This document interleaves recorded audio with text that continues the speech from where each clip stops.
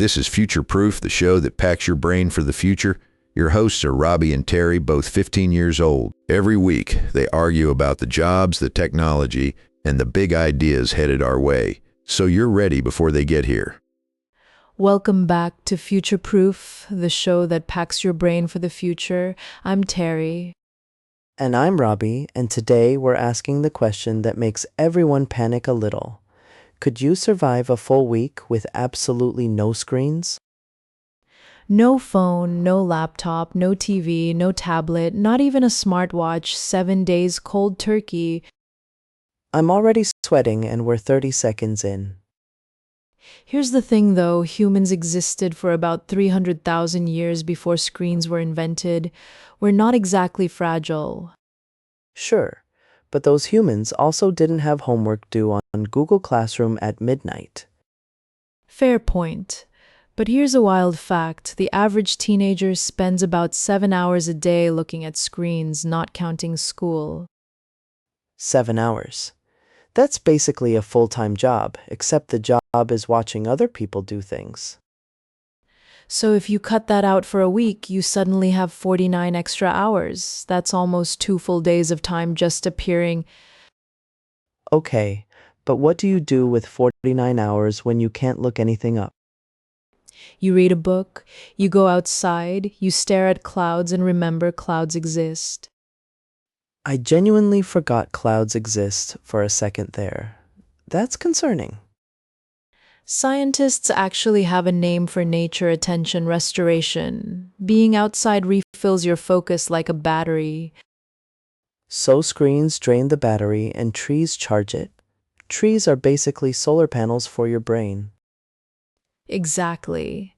And studies show that after just 3 days without screens, people sleep an average of about 1 hour longer per night. 1 extra hour of sleep a night sounds incredible. I would pay serious money for that.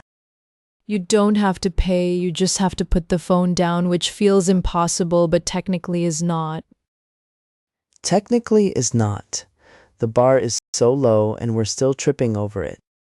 But let's be honest, there are real challenges. Navigation for one. Do you know how to read a paper map? I know maps exist. Does that count? It does not count, Robbie. You need to actually fold one, which is genuinely harder than it sounds. And what about boredom? Real, genuine boredom where there's nothing to tap or scroll. Psychologists call that productive boredom, and it's actually where creativity comes from. Daydreaming fires up parts of your brain screen suppress. So being bored is literally making you smarter? My parents have been onto something this whole time. Don't tell them that. They'll feel very smug about it. Already too late? My mom is going to replay this episode 100 times. The social side is interesting too. Without texting, you'd have to knock on doors or actually call someone's house phone. House phones still exist. I've seen one in my grandma's kitchen. It's yellow and it weighs about as much as a brick. And you know what?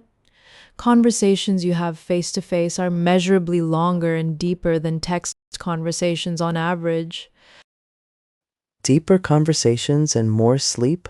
Week without screens is sounding suspiciously good. There's a catch though. After a week back, people report feeling almost anxious returning to the scroll, like the noise feels louder. So screens are kind of like loud music. You don't notice how loud until you've had some quiet. That's a surprisingly poetic way to put it, Robbie. I have my moments, usually during screen-free time, apparently. The verdict, could you survive? Physically 100% yes. Emotionally it would be a journey. A journey with paper maps, wooden pencils, and yellow brick house phones. But maybe a journey worth taking at least once, just to know you still can. Challenge accepted. Maybe, probably. I'll think about it after I check my notifications. And that is the most honest thing anyone has ever said on this podcast. We keep it real on Future Proof. Thanks for listening. Give your eyes a rest, touch some grass, and we'll see you next week on Future Proof.